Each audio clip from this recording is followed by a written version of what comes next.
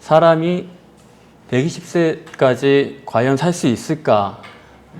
여기에 대해서 동물학자들이 실제적인 증거를 한 바가 있습니다. 그들이 조사를 해보니까 어떤 동물이든지 그 성장기가 있으면 5배를 산다고 그래요. 그러니까 어떤 동물이 1년을 성장하고 정지됐다 그러면 5년을 사는 것입니다. 또 어떤 동물이 5년 동안 발육하고 멈춘 그런 동물이 있다 그러면 5배니까 25년을 사는 것입니다. 그런데 인간은 어디까지 사느냐? 인간의 성장은 24살까지 되고 그 후부터는 멈춘다고 합니다. 그러니까 24살에 5배니까 120세죠. 육신의 인간이 최대한도로 살 수 있는 수명은 120세다. 오늘 본문 성경에도 그들의 날이 120년이 되리라.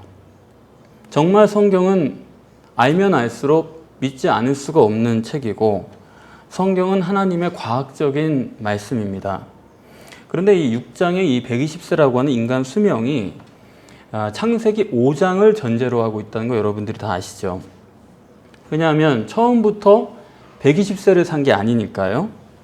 5장에는 사람이 몇 년을 산다고 그랬습니까? 1000년까지 산다고 기록을 한 것입니다. 무드셀라 같은 사람은 969세를 살았죠. 그러니까 가장 오래 산 사람은 그래도 1000년은 살았을 것이다.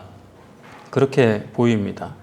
이 5장이 이후에 성서 해석에 있어서 대단히 중요한 위치에 있는데 이 5장은 그 아담 후손의 족보를 기록하고 있습니다만은 그래서 어떤 사람들은 이거 유대인들의 족보인데 그 옛날 족보인데 뭐 우리가 알아서 뭐 하느냐 이거 우리는 별로 중요한 게 아닌 것 같다 그렇게 말하는 분도 있지만은 이 아담의 계보가 끝까지 이어진 게 성경입니다. 그러니까 창세기 5장이 굉장히 중요해요.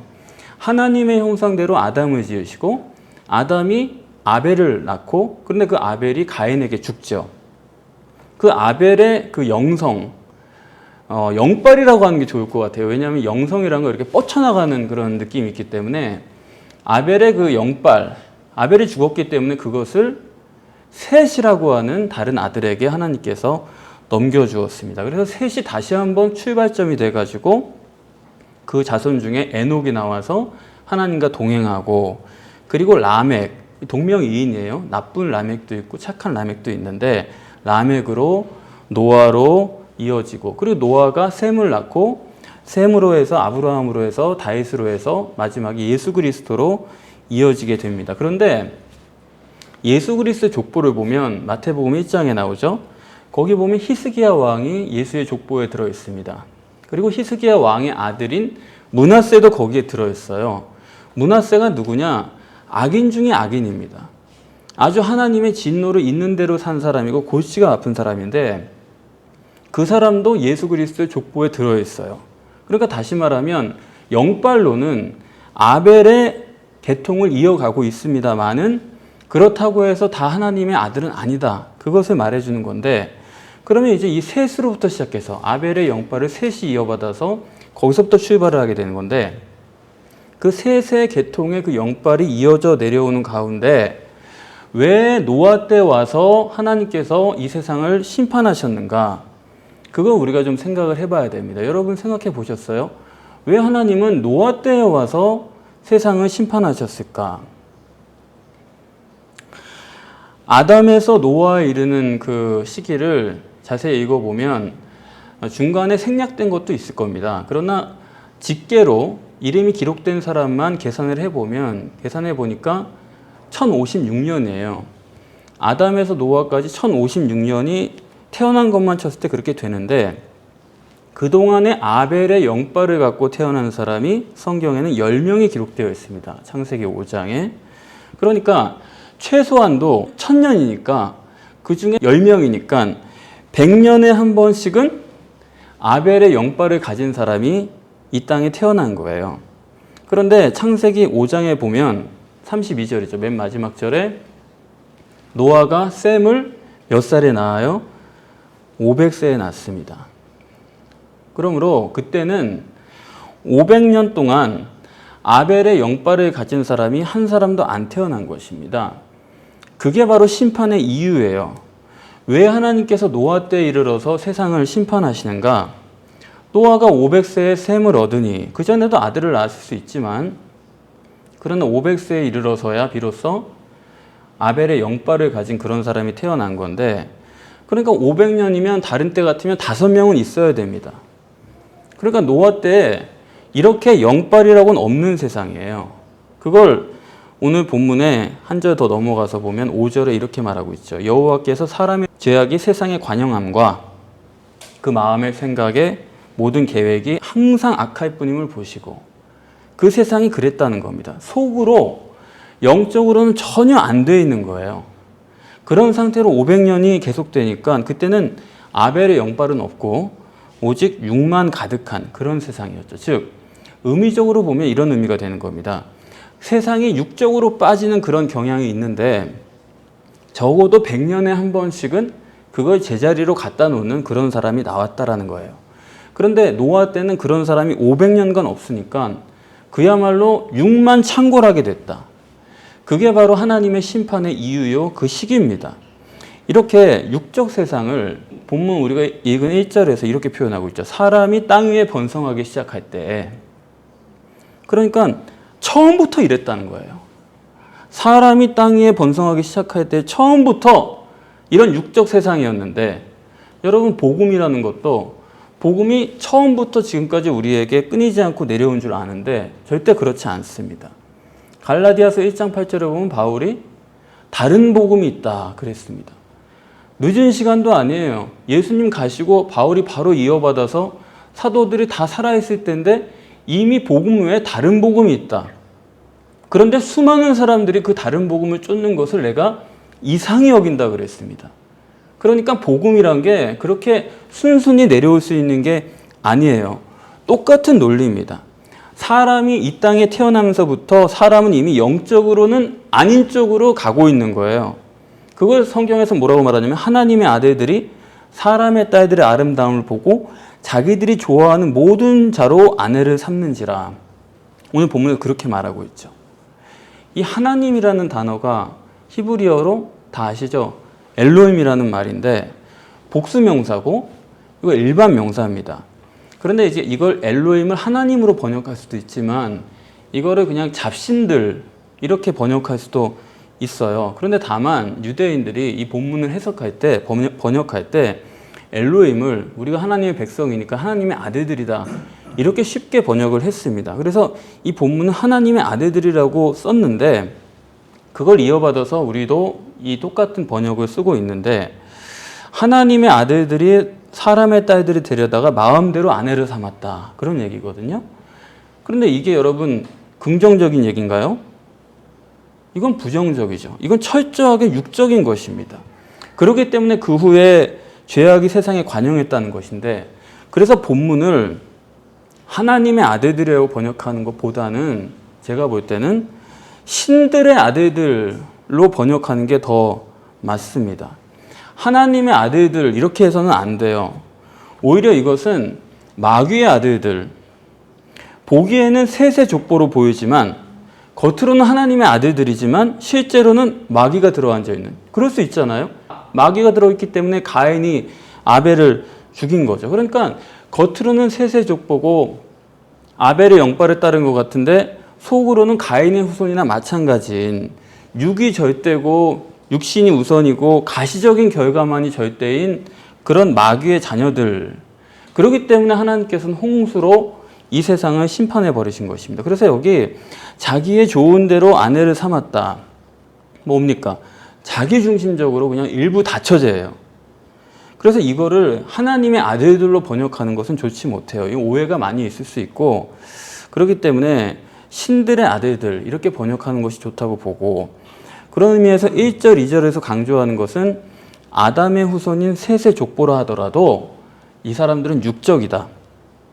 여전히 가시적인 것만 알고 자기중심적이고 육적이다.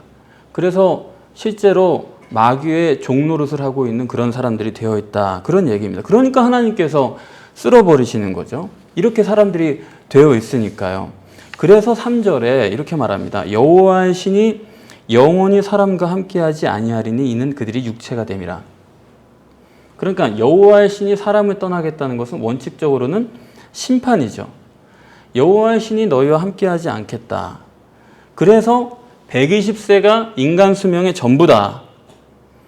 그런데 심판이면, 이건 심판이죠. 그런데 심판이면 하나님의 이름을 엘로힘으로 써야 되겠는데 여기 본문에는 엘로힘이 아니라 여호와다 그랬죠. 여호와라는 것은 사랑의 하나님이고 여호와는 사람에게 직접 오시는 하나님이고 사람에게 함께 계시는 하나님이고 천상에 계신 그런 관념적인 그런 하나님이 아니라 예레미야 31장 31절의 말씀처럼 내가 너희 열조의 손을 잡고 애굽에서 인도하여 낸 그 여호와다 하는 그 여호와, 그 여호와를 완성하신 분이 우리 예수 그리스도십니다. 하나님이 세상을 이처럼 사랑하사 독생자를 주셨으니 실제로 세상에 이렇게 오신 거예요. 그래서 예수가 히브리어로는 여호수아인데 예수는 헬라어고요. 히브리어로 여호수아인데 여호수아는 무슨 뜻입니까? 여호와의 구원이란 뜻이에요. 그래서 성경의 그 최종 결과를 알고 그걸 직선적으로 다시 되돌이켜 보면 오늘 본문 3절에 여호와라는 것은 예수 그리스도를 지칭하는 것으로 우리가 볼 수가 있습니다. 여호와 이퀄 예수 그리스도예요. 그리고 나의 신이 영원히 사람과 함께하지 아니하리니 그랬죠. 나의 신이 누굽니까? 여호와의 신인데 여호와의 신은 바로 예수 그리스도의 신을 말하는 거기 때문에 여호와의 신은 뭘로 봐야 되겠어요? 보혜사 성령으로 우리가 보아야 됩니다. 여호와의 신이 사람과 함께하지 않는다 그랬는데 이거 원문으로 제가 말씀드리면 사람과라고 여기 번역을 했지만 원문에는 사람 속에예요. 육신 속에 여호와의 신이 사람 속에 육신 속에 임마누엘 하신 것입니다. 그러니까 여호와가 너희 열조의 손을 잡고 애굽에서 나왔다 그런 정도가 아니에요. 그렇게 여호와가 옆에 서가지고 같이 나온 그런 이야기가 아니고 또 달라요. 아예 사람 속에 계신 것입니다. 그리고 함께 한다라는 그 말도 히브리어로 실제 의미를 보면 그 히브리어는 몇 가지 의미가 같이 있거든요. 첫 번째는 함께 한다는 것은 다스린다, 통치한다 그런 의미가 있어요. 그리고 두 번째는 분별하고 판단한다는 의미도 있습니다.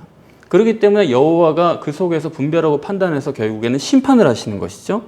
그리고 세 번째는 뭐가 있느냐? 함께 한다는 것은 변호한다라는 의미를 같이 가지고 있어요. 신약 성경에서 파라클레토스, 바로 보혜사를 말씀하는 건데 파라클레토스 보혜사라는 것은 무조건 내 편이라는 뜻입니다. 그게 정확한 의미예요. 그러니까 내 속에 들어오셔서 나를 통치하고 내 분별력이 되시고 길이요 진리요 생명이 되신다는 의미고 그리고 내가 틀려도 부족하지만은 내 편이 무조건 돼가지고 나를 변호해 주시고 편들어 주신다는 겁니다. 그게 바로 여호와의 신이고 보혜사 성령이에요. 그러니까 창세기 6장 3절의 이 구절은 요한복음 14장 16절 17절에 있는 구절과 똑같습니다. 뭐라고 그랬냐면 내가 아버지께 구하겠으니 그가 또 다른 보혜사를 너희에게 주사 영원히, 오늘 본문에도 영원이란 말이 있죠. 여기선 부정적으로 너희와 영원히 함께하지 않겠다 그랬지만 원래는 긍정적인 겁니다.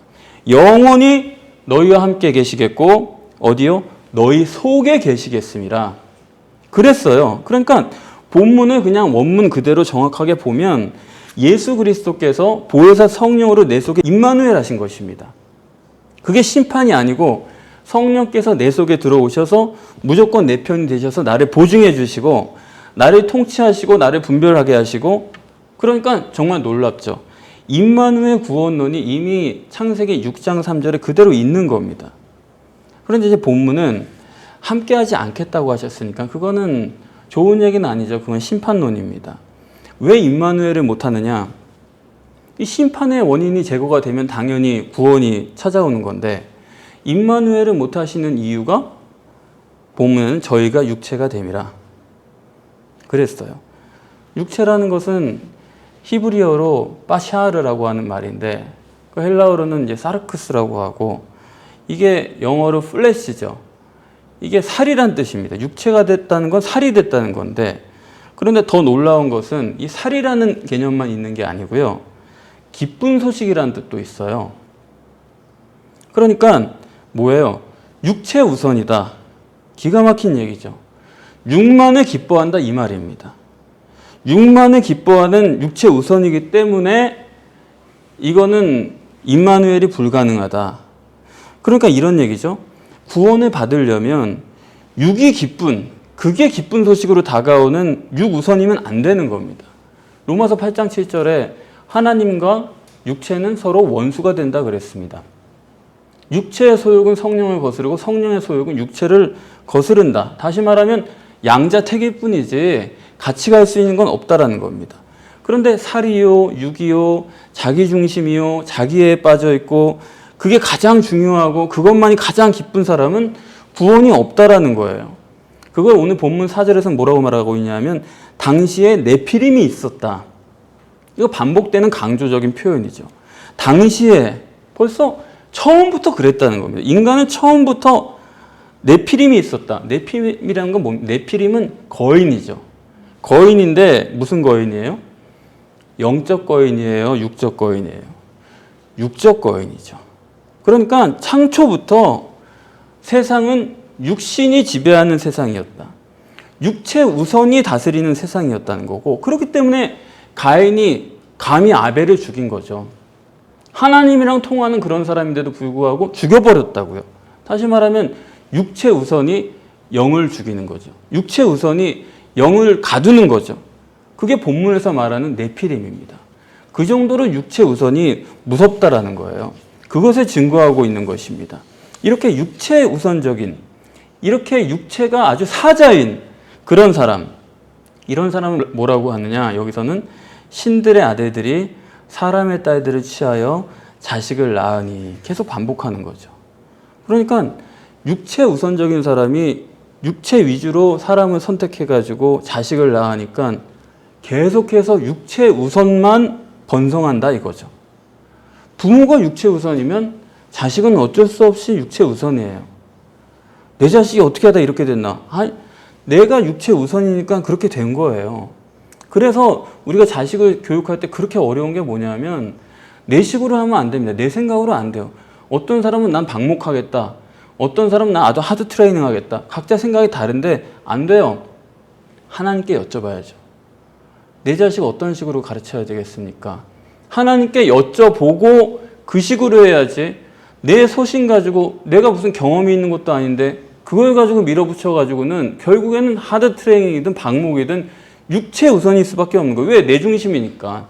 그거에 따라 아이를 가르치니까 그 아이가 영적인 존재가 될 수가 없죠. 하나님께 여쭤봐야 됩니다. 툭 터놓고 많은 걸 할 필요가 없어요. 하나님께 맡겨야 됩니다.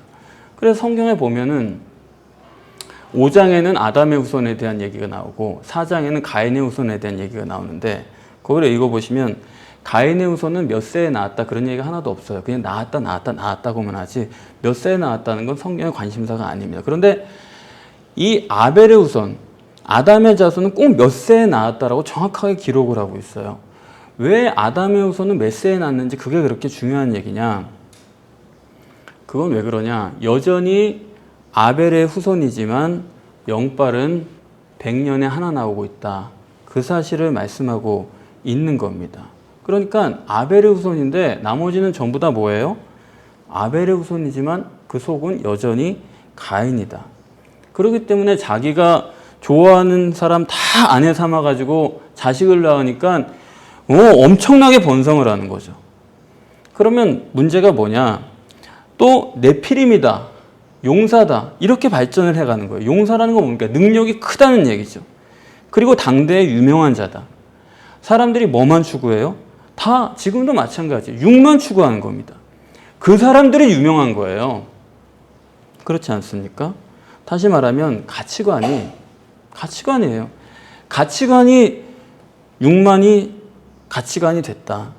지금도 다 마찬가지 아닙니까? 어떻게 육적으로 위대한 사람이 될까? 그것 때문에 이렇게 해라 저렇게 해라 우리가 가르치는 거죠.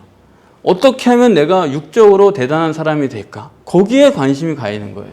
교회도 심지어 어떻게 하면 내가 육적으로 대단한 교회가 될까? 그걸 고민한다고요. 그게 지금 심각한 문제예요. 가치관이란 게 아벨의 계보를 따르지를 못하고 이름만 아벨이지 그 속은 여전히 육체 우선이기 때문에 빠샤르, 이 살이, 육이, 몸이 그것만이 기쁜 소식이 된 겁니다. 그러니까 육만 추구하고 육으로 성공하고 그게 안 되면 뭔가 잘못된 것 같고 그게 은혜가 없는 것 같고 잘못됐다고 생각하는 그게 바로 이 시대의 심각한 문제라는 거죠. 이러니까 결국 하나님께서는 이 세상을 심판하실 수밖에 없었던 거예요. 노아 때 500년 동안 영적인 사람이 하나도 없기 때문에 그러면 어떻게 되느냐? 그동안에 1000년 동안에 있었던 일들이 다 흩어져 버리는 겁니다. 그러면서 본문이 중요한 것은 뭐냐면 이것을 육신의 수명으로 정확하게 표현해 줬다는 게 정말 좋아요. 육신의 수명은 120세죠. 이거는 심판입니다. 원래는 1000살까지 사니까요. 그런데 오래오래 살라고 하니까 가치관이 뭐에만 있어요? 오래는 사는데 육적인 것에만 가치관이 가 있어요. 이런 사람들이 많아지니까 많으면 많을수록 이게 안 되겠는 거예요. 자기가 좋아하는 것만 하고 좋기만 하면 다 아내 삼았다는 겁니다. 자기의 이기적 욕구를 막 채워나가는 거예요. 자기만 좋으면 되는 이거죠. 마귀자손이죠 뭐. 그러니까 그런 사람들이 많아질수록 문제고 또 그런 사람들이 오래 살면 그건 더 문제예요. 마피아 영화를 보면 마피아 영화는 항상 누가 킬러인지 아세요? 젊은 사람이 킬러가 아닙니다. 마피아는. 항상 할아버지가 킬러인 거예요. 그래 젊은 사람이 빠릿빠릿하고 뭐 빠를 것 같지만은 아니요. 항상 중요한 문제는 할아버지들이 가서 처리를 하는 겁니다. 야구방망이를 휘둘러도 할아버지가 휘두르고 권총을 쏴도 할아버지가 휘둘러요. 왜? 젊어서부터 이골이 난 거예요. 그러니까 사람 죽이는 일도 그러니까 그렇게 오랫동안 해야지만 아주 자연스럽게 설마 하는 순간에 죽이는 거죠. 그러니까 이런 악질들을 여러분 사람이 악인이 영생하는 게 좋은 겁니까? 빨리 죽는 게 좋은 겁니까? 빨리 죽는 게 좋은 거예요. 그런데 이런 악당들을 1000년까지 살게 하니까 정말로 이게 감당이 안 되는 거죠, 세상이. 그래서 하나님은 이거 안 되겠다. 하나님의 사랑입니다. 120년으로 줄여놓은 거예요. 악인이 1000년까지 발전하는 거 볼 수가 없는 거예요. 그렇지 않습니까? 어디까지 극한으로 가야 되는 그거를 하나님은 그 모습을 하나님의 형상대로 지은 인간이 거기까지 나아가는 거를 원치 않는 거예요. 그렇기 때문에 사랑입니다. 줄여놓는 거예요. 거기까지만 제발 이해되시죠? 그래서 인간의 수명은 인간이 육이 우선이고 가시적인 결과만 절대시하는 한은 인간이 그거 가지고 오래 살아가지고는요 절대로 선이 안 됩니다. 그거 절대로 악만 이루지 그렇지 않습니까? 세상의 종교라는 것도요 선한 것 같아도 속을 들여다보면 다 그게 악이에요. 자기 절대시하는 것 가지고 육체적인 거 아무리 추구해봤자 끝에 남는 건 악이지 절대로 선이 남아있지 않습니다. 그래서 하나님은 인간에게 너희 노력으로 120년까지 살아라. 최대 120년까지는 살 수 있도록 해놓고 그런데 이제 문제는 뭐냐면 우리가 생각할 것은 지금까지는 1000년을 살았잖아요. 그러면 지금 120년 사니까 예컨대 무드셀라가 뭐 969세니까 그러면 한 850년을 더 살았어요. 그러면은 850년을 어떻게 더 살았어요?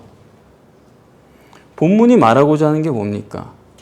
하나님이 함께 하시지 않기 때문에 120년밖에 못 산다.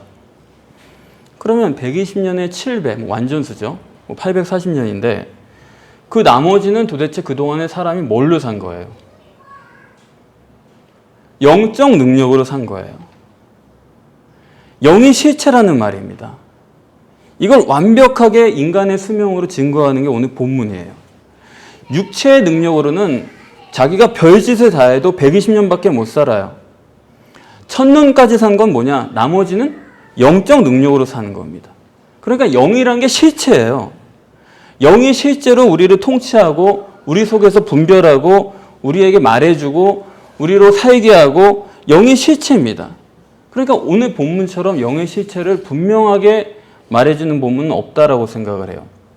내 육체의 생명도 성령이 하시는 것이고 내 모든 것, 육이든 혼이든 영이든 물질이든 환경이든 총괄적으로 역사하시는 분이 전능하신 하나님이라는 것이죠. 그분이 성령이지 그분을 감동, 감화하는 정도로 아는 것은 절대로 성령을 바로 아는 게 아닙니다. 바울이 육체를 따라 사는 사람이었는데 천하의 엘리트고 총망받는 젊은이고 랍비고 최고의 종교인이고 로마 시민권을 가진 사람이었는데 그 사람이 자기의 신념대로 밀고 나가다가 영이신 예수 그리스도를 만나죠. 다메섹 도상 그 길에서 딱 가로막고 완전히 영적으로 죽은 그 사람을 예수님이 살려놔요. 그래서 바울이 영으로 시작합니다. 그리고 다행히도 영으로 끝까지 살다가 가요. 그래서 그동안에 바울을 괴롭히는 사람도 많고 핍박하고 사도가 아니라고 하는 사람도 많고 별의별이 다 있지만 성경을 읽어보면 바울은 초연해요. 그래라.